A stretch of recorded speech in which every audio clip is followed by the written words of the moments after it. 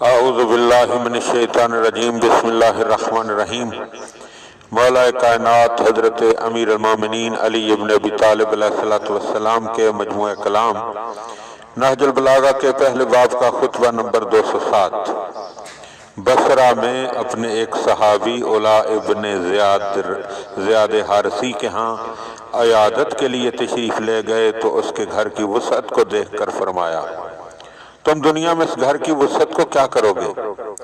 درآں حال کے آخرت میں تم گھر کی وسعت کے زیادہ محتاج ہو کہ جہاں تمہیں ہمیشہ رہنا ہے۔ ہاں، اگر اس کے ساتھ تم آخرت میں بھی وسیع گھر چاہتے ہو تو اس میں مہمانوں کی مہمان نوازی، قریبیوں سے اچھا برتاؤ اور موقع محل کے مطابق حقوق کی ادائیگی کرو۔ اگر ایسا کیا تو اس کے ذریعے آخرت کی کامرانیوں کو پالو گے۔ علا ابن زیاد نے کہا، یا امیر المومنین، مجھے اپنے بھائی عاصم ابن زیاد کی آپ سے شکایت کرنا ہے۔ حضرت نے پوچھا، کیوں، اسے کیا ہوا؟ علا نے کہا کہ اس نے بالوں کی چادر اوڑھ لی ہے اور دنیا سے بالکل بے لگاؤ ہو گیا ہے۔ تو حضرت نے فرمایا کہ اسے میرے پاس لاؤ۔ جب وہ آیا تو